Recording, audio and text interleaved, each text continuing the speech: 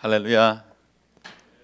이 오후에도 주님께서 우리와 함께 하시기를 바라고, 특별히 부활절 주님의 행하신 아름다운 일들이 우리의 복이 될 수 있기를 바랍니다. 여러분, 우리는 정말 복받은 사람입니다. 우리는 참으로 복받은 사람들입니다. 우리가 얼마나 큰 복을 받았는지 제대로 실감하지 못하기 때문에 이렇게 멀쩡한 정신으로 살아가는 것이지, 만약 그 복의 실체를 제대로 알기만 한다면 우리 모두는 미친 듯이 뛰어다녀야 정상입니다. 우리나라 로또 복권 사상 최고의 당첨 금액은 2003년도에 407억을 받은 사나이라고 들었습니다. 이 행운의 사나이는 강원도에서 근무하는 박모 씨 경찰관이었는데요, 그는 당첨금을 받자마자 경찰 사직을 내고 미국으로 가서 여행을 하고 잘 쉬다가 돌아와서 지금은 중소기업을 운영한다는 이야기를 들었습니다. 이런 상상을 해봅시다. 그 경찰관 집에 7살짜리 아들이 하나 있었습니다. 아들은 엄마 아빠가 기뻐 날뛰니 좋은 것 같기는 한데 뭐가 그렇게 좋은지를 모릅니다. 그리고 이 아이에게는 400억이라는 단위가 자신들의 가정에 어떤 영향을 끼칠지조차 짐작도 못할 거예요. 아이에게 관심은 게임기 형이 빼앗아간 거, 그것 때문에 싸우는 거예요. 아이스크림 지금 먹고 싶은데 엄마가 안 사주는 거예요. 그게 아이들의 관심이지, 이 로또 복권이 돼서 우리 가정이 앞으로 어떻게 변화될지에 대해서 실감하지를 못하는 겁니다. 이 7살짜리 아들처럼 어쩌면 저와 여러분이 받은 복도 어마어마한 축복인데 그 복이 얼마나 대단한 복인지를 실감하지 못하기 때문에 이 땅에 있는 것들, 때로 달콤한 아이스크림, 때로 내가 놀고 싶어하는 내 인생을 즐겁게 하는 게임기, 그게 나의 행복 불행을 결정하는 것으로 착각하고 사는 겁니다.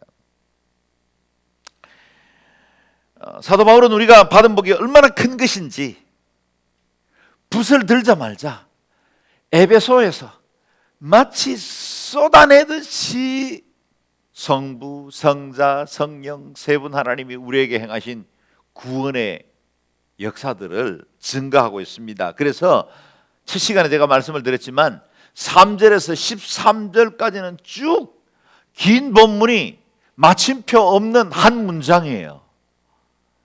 그 마음속에 얼마나 감격이 컸던지 말을 끊을 수도 없었고, 그리고 그 문장이 정확하게 이루어지는지조차도 별로 중요하지 않았어요. 우리의 구원이 얼마나 어마어마한 것인가, 그게 지난 2시간 동안 우리가 묵상했던 것과 오늘 우리가 묵상할 것들이 그 본문 안에 담겨 있습니다. 먼저 성부 하나님. 성부 하나님은 천지 창조 이전에 이미 우리를 구원하시기로 예정하셨다 그랬습니다. 3절에서 6절, 본문이 길지만 우리가 복습하는 마음으로 읽어보겠습니다. 시작.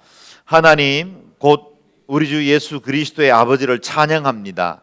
하나님은 그리스도 안에서 하늘에 속한 모든 신령한 복으로 우리에게 복을 주신 분이십니다. 하나님은 세상이 창조되기 전에 그리스도 안에서 우리를 선택하셔서 사랑 가운데 그 앞에 거룩하고 흠이 없게 하셨습니다. 하나님은 그분의 기뻐하시는 뜻을 따라 우리를 예정하셔서 예수 그리스도로 말미암아 하나님의 양자가 되게 하셨습니다. 이는 하나님이 그분의 사랑하시는 아들 안에서 우리에게 거둬주신 하나님의 은혜의 영광을 찬미하게 하기 위함입니다. 아멘. 성부 하나님께서 영원전부터 우리를 선택하셨고, 내 인생이 어머니의 뱃속에서 잉태되기도 전에 주님은 나를 아시고 우리의 구원을 예정해 놓으셨다는 사실이에요. 주님이 이렇게 예정하셨다는 말씀은 그 구원은 어느 누구도 바꿀 수 없다는 뜻이고, 그것은 우리의 의지로 얻은 구원이 아니란 뜻이에요. 하나님이 하신 거예요. 그래서 저와 여러분들이 받은 이 복음, 이 구원은 로또 복권의 400억과는 비교할 수도 없는, 상상할 수 없는 어마어마한 축복이었다라는 것입니다. 사랑하는 여러분, 우리는 얼마나 큰 복을 받은 사람들입니까? 아멘. 아멘이죠? 예, 우리는 큰 복을 받은 사람입니다. 뿐만 아니라 성자 예수님은 우리를 구속하기 위해서 자기의 몸을 내어 주셨습니다. 7절에서 12절 지난주일 묵상한 거죠. 읽겠습니다. 그리스도 안에서 우리는 하나님의 은혜의 풍성함을 따라 그분의 피로 구속 곧 죄 사함을 얻었습니다. 하나님은 우리에게 모든 지혜와 총명을 넘치게 하셔서 그리스도 예수 안에서 미리 세우신 하나님의 기뻐하시는 뜻을 따라 하나님의 뜻의 비밀을 우리에게 알리셨습니다. 이는 때가 차면 그리스도 안에서 하늘에 있는 것들과 땅에 있는 것들을 모두 통일시키고자 하는 것입니다. 그리스도 안에서 그분이 원하시는 의도대로 모든 일을 행하시는 그분의 계획을 따라 우리가 예정함을 입어 유업을 얻었는데, 이는 그리스도 안에서 먼저 소망을 가진 우리로 하여금 하나님의 영광을 찬미하게 하기 위한 것입니다. 아멘. 성자 예수님께서 보배로운 피를 흘리시고 우리를 위해서 구속, redemption, 우리를 대신해서 죄값을 지불하심으로 우리가 오늘 부활절에 맞이한 것처럼 영원한 구원, 영원한 축복을 누리게 되었다라는 사실입니다. 생명의 성령의 법이 죄와 사망의 법으로부터 우리를 해방시키셨고, 우리는 그리스도 안에서 십자가에 함께 못 박혀 죽었을 뿐만 아니라 그리스도와 함께 부활케 되므로 영원한 소망, 영원한 천국을 보장받게 된 것입니다. 사랑하는 여러분, 우리는 얼마나 큰 복을 받은 사람들입니까? 세 번째, 성령 하나님께서는 우리의 구원을 인치시고 끝까지 보증해 주신다 그랬습니다. 오늘 우리가 읽은 본문이죠. 13절 14절을 읽겠습니다. 시작. 그리고 여러분도 그리스도 안에서 진리의 말씀 곧 여러분을 위한 구원의 복음을 듣고 또한 그리스도 안에서 믿어 약속하신 성령으로 인치심을 받았습니다.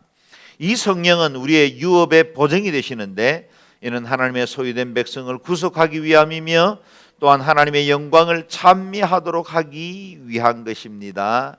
아멘. 성령께서는 우리의 구원을 보증해 주셨다 그랬습니다. 보증해 주시는 분이시다. 우리의 구원은 어떤 교단이나 교회가 보증해 주는 게 아닙니다. 온누리교회 7주과정 등록을 마쳐서 이제는 거기 교적카드에 이름이 기록됐기 때문에 구원받는 것 아닙니다. 세례 정서를 받았기 때문에 구원받는 것도 아닙니다. 우리의 구원은 하늘나라 그 영원한 생명책에 기록되었고 그것을 보증해 주시는 분이 성령님이시다라는 겁니다.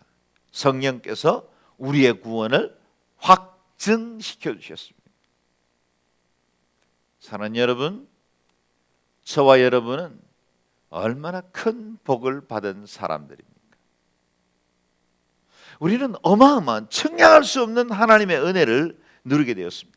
그런데 오늘 본문을 자세히 살펴보면 이 구원에 관계되는 중요한 4개의 단어를 발견할 수 있습니다.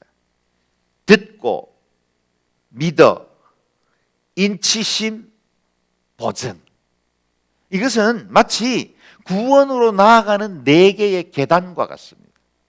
우리가 구원받을 때 이런 4개의 단계를 거쳐서 구원의 확정 안에 이르게 된다는 겁니다. 먼저 첫 번째 스텝, 첫 번째 계단이죠. 그것은 듣는 것입니다. 듣고. 로마서 10장 17절 말씀 같이 읽어볼까요? 시작. 그러므로 믿음은 들음에서 나고 들음은 그리스도의 말씀에서 납니다. 믿음은 어디서 난다고요? 들음에서 나요. 내가 지금 예수님을 믿어요. 어떻게 믿음이 가능했을까요? 들었기 때문에. 누군가의 전도하는 말씀을 들었고 매주일 예배드리면서 하나님의 말씀 강단에서 선포될 때 들었고, 여러분이 성경을 읽으면서 성경을 통해서 우리에게 주시는 말씀을 듣기 때문이죠. 그래서 설교도 듣고 믿는 사람들의 간증도 듣고 순모임 같은 데서 서로 하나님께서 행하신 아름다운 일들을 듣는 것은 너무나 중요합니다. 듣고. 들어야 믿음이 자랍니다.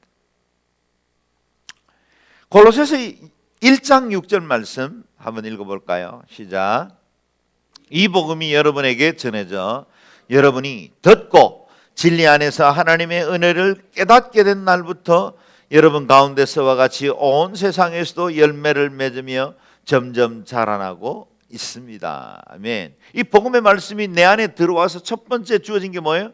듣고, 들은 다음에 우리에게 주어진 축복이 뭐죠? 깨달음이죠. 여러분, 들으면 깨달아져요. 그리고 믿음이 자라나는 것입니다. 그리고 점점 열매를 맺어 온 세상에서 주님의 그 복음의 역사를 드러낸다. 그렇게 말씀하고 있는 겁니다.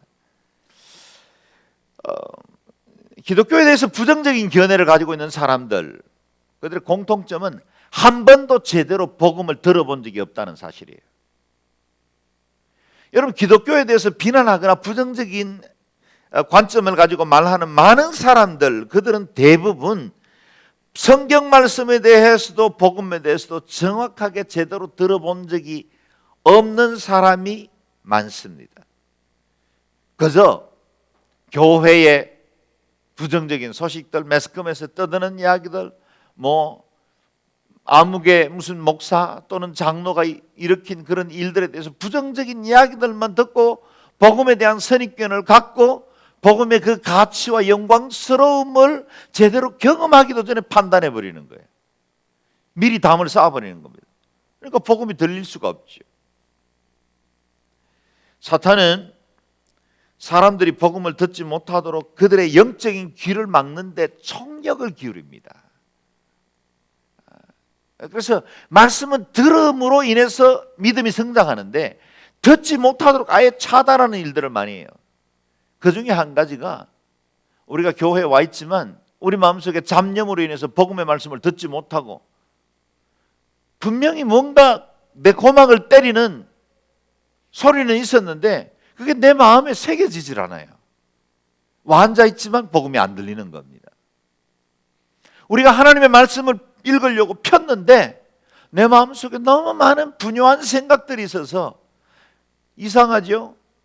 평시에 생각도 안 나던 것들이 큐티하려고 성경책만 펴면 이상하게 잊어버린 그의 일이 생각이 나요. 그거 하러 그냥 벌떡 일어나 버리고 다른 일 하고 이러다 보니 말씀에 집중하지는 못하는 겁니다. 또 세상의 여러 가지 필요들, 또 이 땅의 육체적인 여러 욕심들, 그것들이 내 마음의 귀를 막아버려서 자라나지 못하게 하는 겁니다. 예수님께서 말씀하신 마태복음 13장의 네 종류의 밭을 기억할 겁니다. 돌짝밭입니다. 씨앗이 떨어져서 싹은 나요. 뿌리도 내렸어요. 그런데 그 기운이 세상의 기운 때문에 자라나지 못하는 거예요. 가시밭에 떨어졌습니다. 자라나기 시작했어요. 그러나 세상의 염려와 재리들이 막아서 성장하지 못하게 하는 겁니다. 복음의 말씀을 듣지만 그 말씀이 내 안에 생명이 되고 내 안에서 이렇게 자라나지 못하도록 만드는 겁니다. 마귀의 전형적인 하나님의 사람들을 넘어뜨리는 전략들이죠. 믿음은 들음에서 나요. 들음에서 나요. 믿어야 구원을 받지 않습니까? 그 구원 받으려면 들어야 돼요. 우리가 받는 구원은 얼마나 쉽습니까? 로마서 10장 13절 구원의 대헌장 잘 아시죠? 누구든지 주의 이름을 부르는 자는 구원을 얻으리라. 주의 이름을 부르기만 하면 구원을 얻는데요.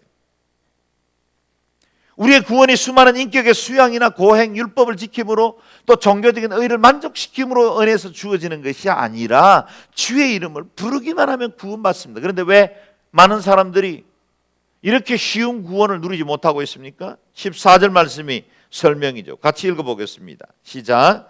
그런즉 저희가 믿지 않은 이를 어찌 부르리요?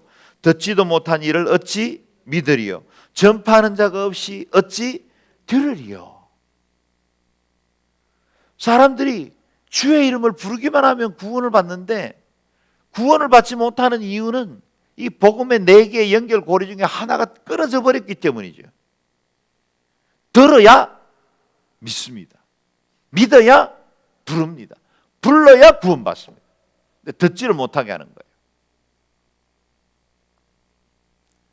놀라운 은총이 있지만 하나님께서 예비하신 은혜의 자원들이 엄청난 저수지처럼 우리에게 예비되어 있지만 거기에 은혜의 파이프를 꽂지 않기 때문에 누리지 못하는 사람들이 너무 많다는 겁니다.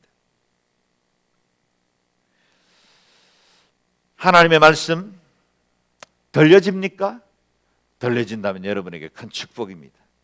만약에 하나님의 말씀, 그 성경 말씀이 내 귀에 들려지기 시작했다면 이미 하나님께서 내게 구원을 허락하셨고 복받을 자를 구별했기 때문에 이 소리가 들리는 거예요. 듣고 믿으면 그 이후부터는 성령님께서 역사하십니다. 성령님이 우리의 믿음을 인치신다고 오늘 본문 말씀하고 있죠. 아직 부족하고 완전한 믿음은 아니지만 하나님의 자녀라고 우리에게 확신도 주시고 그것을 믿음을 증거하시는 분은 누구십니까? 하나님이십니다. 성령님이 인치셨다 그랬는데 인친다는 말이 무슨 뜻입니까? 그것은 도장 찍었다 그런 뜻입니다. 도장 찍었다. 여기에는 두 가지 중요한 의미가 담겨 있죠. 첫 번째, 성령님의 인치심은 우리가 하나님의 소유다라는 뜻이에요. 하나님의 소유다라는 의미로 주님이 성령님께서 인쳐주십니다. 우리나라에는 그렇게 넓은 목장들이 많지 않는데요. 산양 목장이나 이렇게 대관령 같은데 가보면 엄청나게 큰 목장이 있죠. 다 기업형으로 하는 거기 때문에 그야말로 다 울타리 안에 있는 양이나 소들은 다 한 주인입니다. 근데 제가 있던 스리랑카 같은 데는 그런 큰 목장이 있을 리도 없고 그만한 목축업을 크게 하는 분도 없습니다. 그래서 이렇게 지방으로 차를 타고 나가다 보면 수많은 소들이 돌아다니는데 그야말로 돌아다녀요. 아침에 해가 뜨면 출근하듯이 밖에 나와가지고 들판에 쫓아다니면서 풀 뜯어먹고 그리고 좀 더우면 나무 그들 안에 쉬었다가 해가 떨어지기 시작하면 비교적 따뜻한 아스팔트 도로 위에 배를 깔고 앉아 있어요. 그래서 밤에 운전하면 굉장히 위험합니다. 지방도로를 다니다 보면 갑자기 이 소 한 마리가 앉아서 거기 시원하게 여름을 즐기고 있는 거예요. 그거 받으면 아주 큰 사고 나죠. 그래서 제대로 달리지도 못합니다. 근데 이 소들에 보면요, 이 등짝에 공통적으로 불도장이 하나씩 찍혀 있어요. 불도장이 스리랑카어로. 그래서 주인들이 이 소는 내 겁니다. 그렇게 이니셜로 밖에다 마음 놓고 풀어놓지만 이 소는 내 겁니다. 그거를 확인하기 위해서 송아지 때 불도장을 찍는 거예요. 소에게는 굉장히 고통스러운 시간이기도 했겠죠. 그런데 이 불도장을 찍음으로 소유주를 밝혀놓는 겁니다. 이 소는 내 겁니다. 그게 불도장이에요. 성령님이 우리에게 불도장을 찍으셨어요. 성령님이 인치셨다. 그 말은 저와 여러분, 너는 내 것이야. 내가 너를 구속했어. 내가 너를 영원토록 인도할 거야. 너는 내 것이야. 그래서 불도장을 땅 찍은 게 바로 성령님의 인치심이다 라는 겁니다. 하나님께서 이스라엘 백성들을 인치실 때 불도장을 찍지 아니하시고 남자들에게 할례를 행하게 했습니다. 여러분, 할례는 얼마나 정말 오묘한 방법입니까? 만약에 주님이 너는 내 것이다 이렇게 해서 계약서로 주거나 아니면 돌판으로 이렇게 줬다면 여러분, 이거 얼마나 소중해요. 이거 잃어버리면 큰일 나잖아요. 그리고 너무너무 귀한 하나님의 그 확정이기 때문에 이거 들고 다니겠어요? 그냥 집에다 뒀겠죠. 그것도 아주 집에 깊숙한 곳에다가 뒀겠죠. 만약에 이것을 이스라엘 민족의 대표로 뒀다면 마치 법궤 안에 있는 두 돌판과 만나 항아리, 아론의 지팡이처럼 아마 다른 사람들은 손도 못 대봤을 거예요. 얼굴도 못 봤을 거예요. 뭐 어떻게 생겼는지도 몰랐을 거예요. 특정한 대제사장이나 일부 사람들만 보관하고 볼 수 있는 것으로 남아 있었겠죠. 네, 하나님이 놀랍게도 너는 내 것이다 라는 걸 남자들의 성기에다가 표를 해놨어요. 얼마나 신기해요. 남자들은 적어도 하루에 5번에서 7번 꺼내보거든요. 그래서 그걸 보면서 하나님이 나를 선택한, 나는 선택된 백성이다, 인쳐주신 거예요.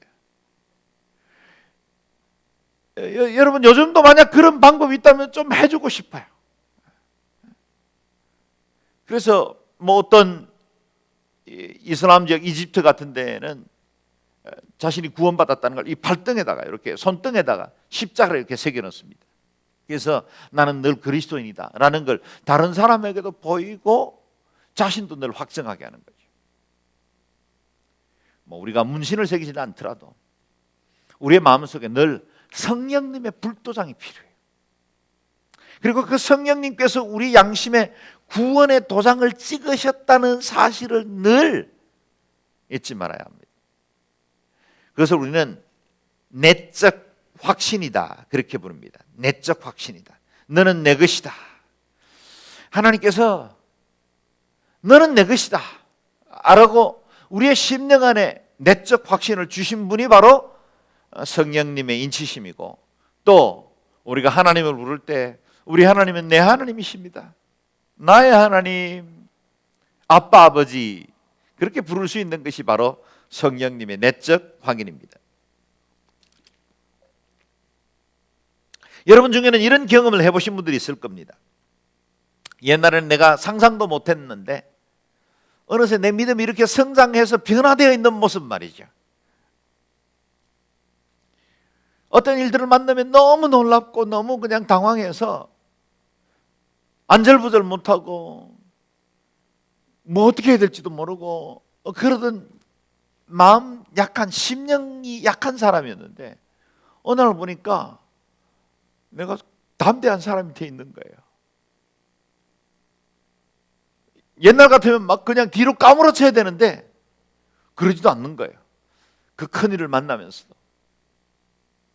그래서 마음의 평안도 찾고, 물론 힘들긴 하지만 그 속에서도 하나님 은혜를 붙들려고 애쓰고 있어요. 뭘 뜻하는 건가요? 이미 그 속에 불도장을 받은 사람이에요. 성령님이 임하면 세상이 알 수도 줄 수도 없는 평강이 임합니다.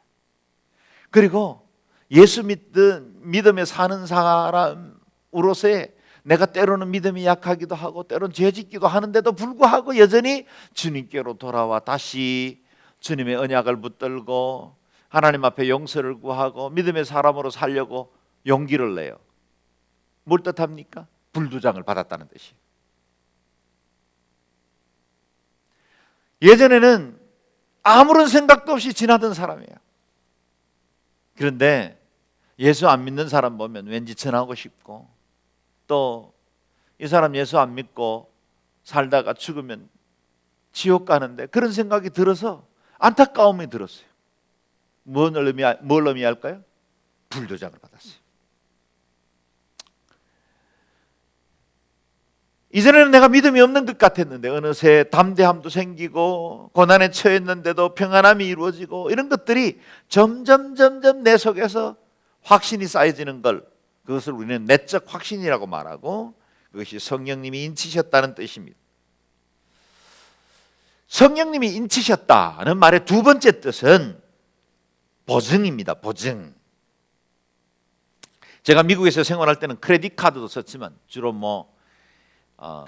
여기로 말하면 체크카드인데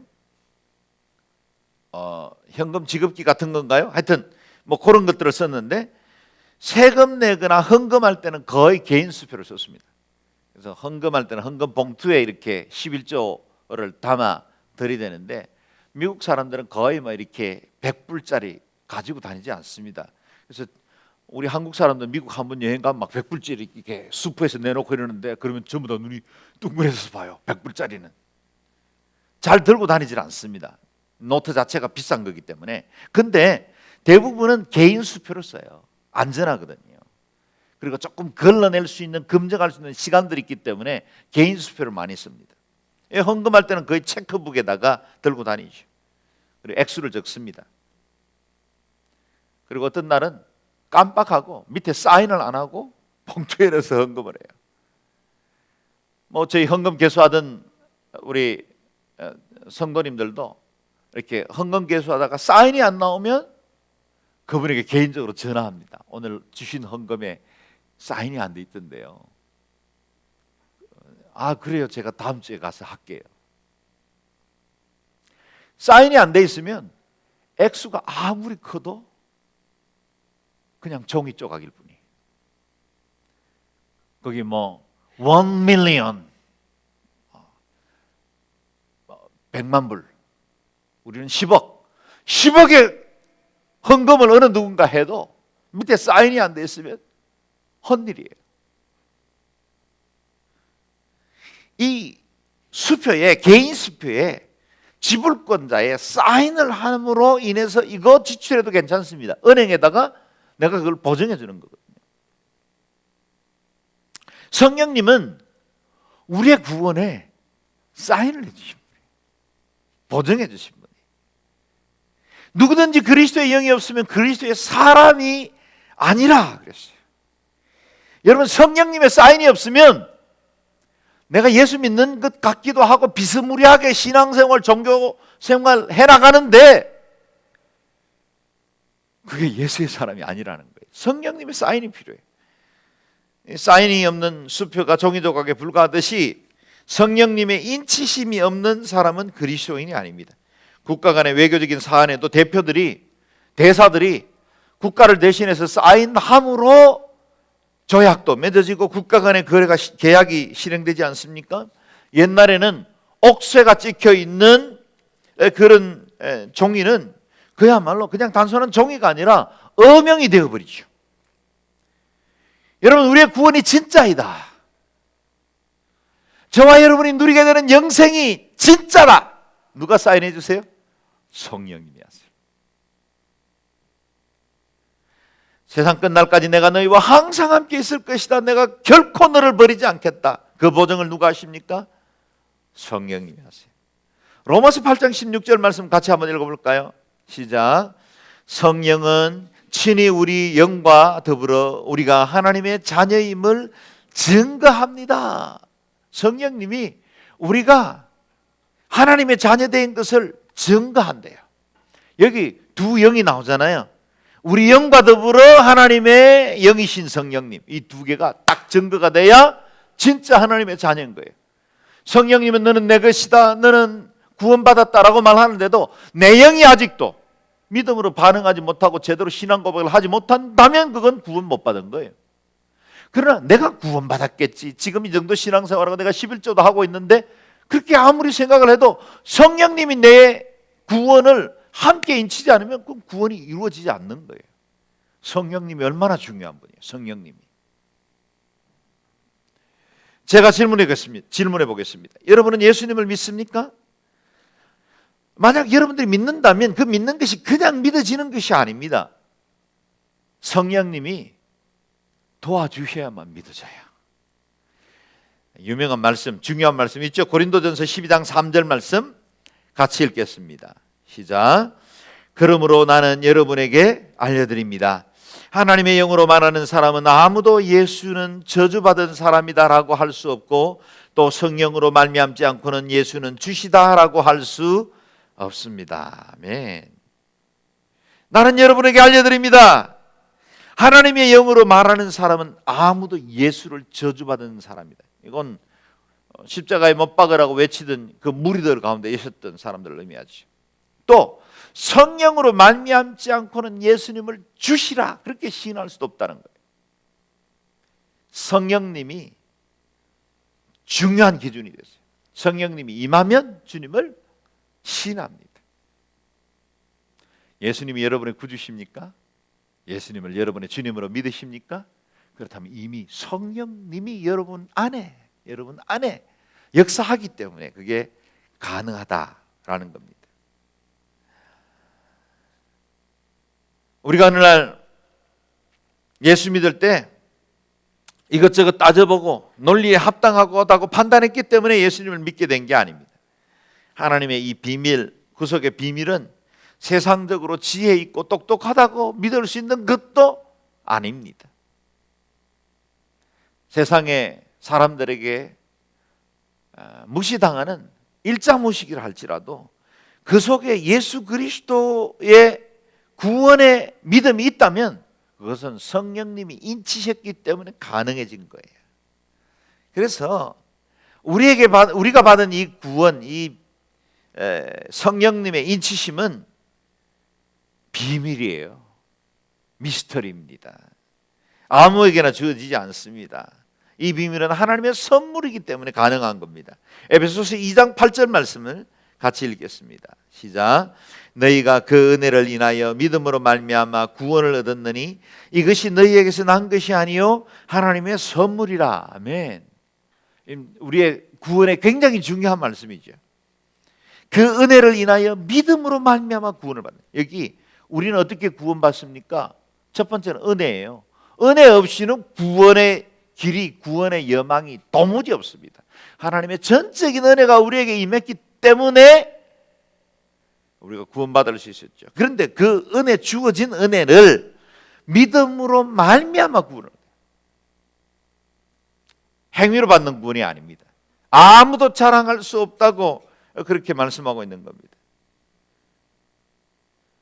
우리의 노력과 수고로 얻은 구원이 아니라 하나님이 전적으로 주어진 그 은혜로 말미암아 얻은 구원입니다. 그래서 믿음도 선물, 구원도 선물, 영생도 선물.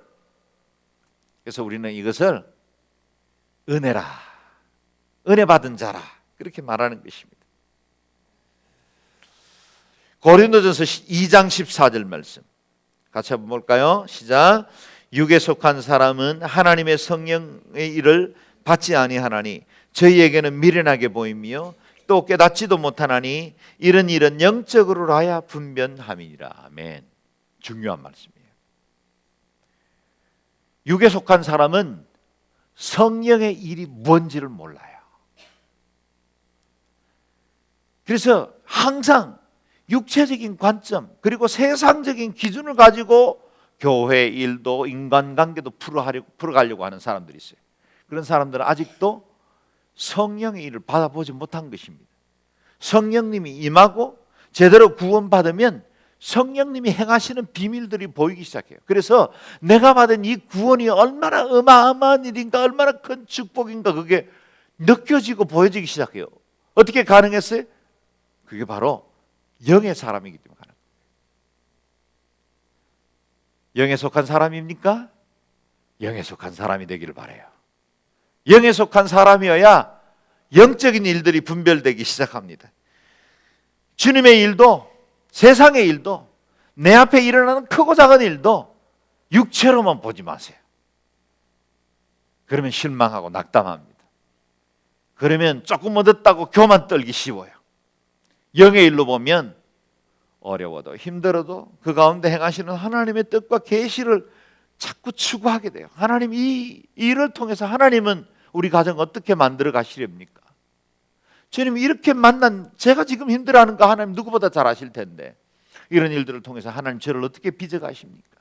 앞으로 얼마나 큰 복으로 이끄실 겁니까? 영의 일로 보세요. 영의 일로.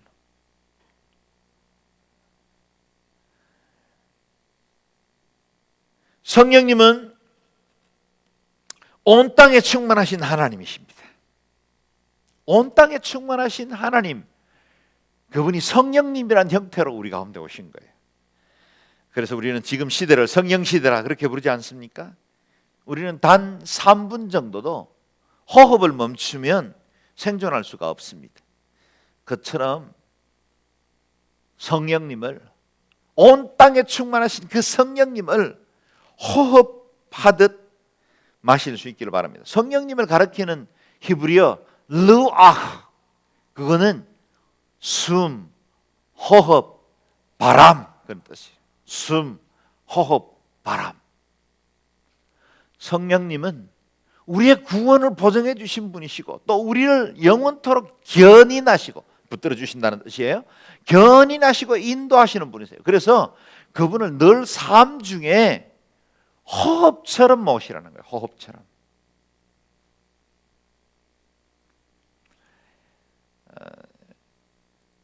베트남 스님 가운데 탁 닛한이라는 스님, 우리 한국에도 몇 번 방문을 해서 강연회를 열면 뭐 어마어마하게 모이더라고요. 그분의 저작이 우리나라에도 몇 권 번역된 걸 저도 읽어본 적이 있습니다. 근데 그분 책에, 한국의 베스트셀러 된 책 중에 이런 내용이 있습니다. 그 시 가운데 우리가 정말 불교지만 좀 배울 건 있다, 우리가 성령님을 이렇게 느껴야 된다, 이런 생각이 들어서 여러분에게 소개를 하려고 하는 겁니다. 숨을 들이마시며 나는 살아있음을 느낀다. 숨을 내쉬며 나는 삶을 향해 웃는다. 단순하지요? 단순한데 이분이 걷기 명상법이라는 걸 가르치면서 이렇게 걸을 때 대지에서 느껴지는 이 대지의 기운들을 한번 받아들여 보라는 거예요. 그래서 그냥 걷지 말고 이렇게 발끝으로 이렇게 걸을 때마다 발바닥에서 주어지는 그 촉감, 바닥에서 나오는 그 땅의 기운들을 한번 마셔보라 그랬어요. 뭐 이분의 시는 범신이에요. 범신론. 그리고 우리는 범신론자들도 아닙니다. 그러나 하나님을 느끼는 방법에서는 우리가 배울 것이 있다 생각이 듭니다. 성령님은요, 우리가 온 땅에 충만한 하나님이시다 그랬는데 그분은 지금 온 세상을 운행하시는 분이세요. 천지 창조를 하실 때도 하나님의 영이 수면을 운행하신다 하지 않습니까? 그때 그 표현은 마치 암탉이 그 품에 계란을 품고 있는 그때 그 단어, 그 모습을 의미합니다. 암탉이 병아리를 품을 때, 계란을 품을 때 이렇게 돌려요. 계란 안에 각각의 그 열이 고루 전달되게 하기 위해서 돌리는 것처럼 성령님이 처음 천지 창조를 하실 때 운행하시는 그 모습이 마치 이 기운을, 모든 기운을 나누는 것 같아요. 여러분, 그 성령님은 지금도 이 지으신 이 창조 세계 안에 운행하시거든요. 그래서 어디나 계세요. 무소부재하세요. 계시지 아니하는 곳이 없습니다. 근데 그 성령님을 우리가 제대로 호흡하고 느끼지 못할 때가 너무나 많은 거예요. 우리가 무슨 불교도처럼 자연신이나 아니면 범신적으로 우리의 걸음에서 또는 우리 자연을 보고 어떤 신의 정기를 느껴라, 그런 뜻 아닙니다. 그러나 우리의 호흡, 우리의 걸음, 매 순간마다, 사건마다, 호흡마다 우리가 경험하고 느껴야 할 분이 바로 성령님이시에요. 성령님. 그 성령님이 내 속에 느껴지기 시작하면 그 성령님이 우리의 걸음을 인도하시는데 구체적으로 인도하세요. 그 성령님이 세밀하게 우리에게 아주 작은 음성으로 들려주세요. 큰 목소리는 아닐 거예요. 지금처럼 이렇게 스피커를 통과해서 주시는 말씀은 아니에요. 그러나 우리가 성령님을 늘 호흡하고 인정하면 그분이 내 속에서 말씀하신다니까요. 그 소리를 듣기 시작하면 그 소리가 점점 커져요. 성령님의 소리에 대해서 우리가 귀를 막아버리면 그분은 말씀하시다가 설거머니 떠나세요. 성령님은 소멸되는 영이세요. 그래서 데살로니가 전서 5장에 성령을 소멸치 말고 그랬어요. 소멸한다는 말은 불을 꺼뜨린다, 그런 뜻이거든요. 성령님은 불처럼 우리에게 은혜의 빛을 비춰주시는데 그 성령님을 우리가 인정하지 않으면 그 불은 꺼져버려요. 그만큼 연약한 분이세요. 그러나 그 성령님을 우리가 인정하고 시인하면 그 성령님은 강력한 파워가 되셔서 우리의 인생과 삶을 송두리째 변화시켜 버리세요. 루아흐, 숨, 호흡, 바람 그랬잖아요. 봄이 됐어요. 봄바람은 아주 부드럽죠. 살랑살랑 불어오는 봄바람. 어제도 우리 스태프들하고 여기 금박산을 한 바퀴 돌았어요. 1시간 반 정도 걸려서. 그런데 얼마나 좋은지요. 우리가 이렇게 땀을 흘리고 산을 올랐는데 그때 부는 그 살랑살랑 부는 바람에 너무 달콤하더라고요. 그런데 바람이 그렇게만 불지 않아요. 여름에는 기압골이 형성이 되고 고기압이 형성되면 태풍처럼 불죠. 태풍이 되기도 해요. 똑같은 바람인데 우리의 피부끝을 스치는 달콤한 바람이 됐다 어느 때는 태풍처럼 불어요. 여러분, 성령님이 그런 분이세요. 우리가 매일매일 주님과 동행할 때는 봄바람처럼 인도하세요. 호흡이세요. 우리 안에 내주하세요. 내 안에 성령의 임재를 확신시켜 주시고 주님께서 우리의 걸음을 인도하세요. 세미한 음성 가운데 말씀하세요. 그러나 그런 성령님만 동행하면 안 돼요. 어느 날에는 성령님을 태풍처럼 초대하셔야 돼요. 내 삶의 건재가 완전히 뒤바뀌도록, 내 이전의 모든 죄악들이 다 불살라지고 하나님 앞에 통곡하듯이 내 죄에 대해서 아파하고 주님 앞에 거듭나고 하나님 앞에 새로워지는 그런 피조물로 설 수 있는 시간들도 필요하다는 거예요. 마치 오순절에 임한 그 성령님처럼 말이죠. 그때는 바람에 아주 부는 것처럼 강력하게 그 다락방을 타격했죠. 뱀의 혀같이 갈라지는 불이 각 사람들 머리 위에 임했습니다. 그야말로 그들이 불을 받았고 그들이 꼭 닫아놓고 두려워 떨던 그 다락방을 박차고 뛰어나가서 너희가 못 박아 죽인 예수가 부활하셨다라고 선포하게 됐죠. 언제 그 일이 가능했습니까? 태풍처럼 부는 성령. 성령님이 인치셨다. 그건 저와 여러분에게 얼마나 어마어마한 축복인지 모릅니다. 뿐만 아니라 성령님이 인치셨다는 말은 우리 기업의 보증이 되신다는 뜻이에요. 기업의 보증이 돼요. 우리가 앞으로 장차받을 기업, 지난 시간에 나누었던 영원한 유업, 예정된 그것들을 마지막까지 차지할 수 있도록 보증해 주시는 분이 성령님. 이 땅의 유산, 그것과는 차원이 다르죠. 부모님은 뭐 유산 결정했다가 나중에 마음 바뀌면 뒤집어 버리기도 하지 않습니까? 그러나 하나님께서 우리에게 주시는 영원한 나라의 유산, 그건 결코 변치 않습니다. 결코 변치 않습니다. 저와 여러분에게 구원을 보증해 주셨고 또 영원한 기업을 보증해 주시는 분이 성령님이세요. 그래서 이 성령의 역사는 특정한 종파 교단만 인정해서는 안 돼요. 우리는 장로교인데 그런 게 어디 있어요? 오순절 교회만 성령의 역사가 있어야 됩니까? 그런 일 없습니다. 누구나 성경에 기록된 성령님의 역사는 다 누려야 하고 다 얻을 수 있어요. 저는 예배하는 여러분과 제 안에 그와 같은 성령의 놀라운 역사가 늘 충만하기를 주의 이름으로 축원합니다. 그렇다면 우리가 이 엄청난 축복 앞에 해야 할 일이 무엇입니까? 무엇으로 은혜에 보답하겠습니까? 보답할 일 사실 없습니다. 그러나 우리가 유일하게 주님께 할 수 있는 일들이 있습니다.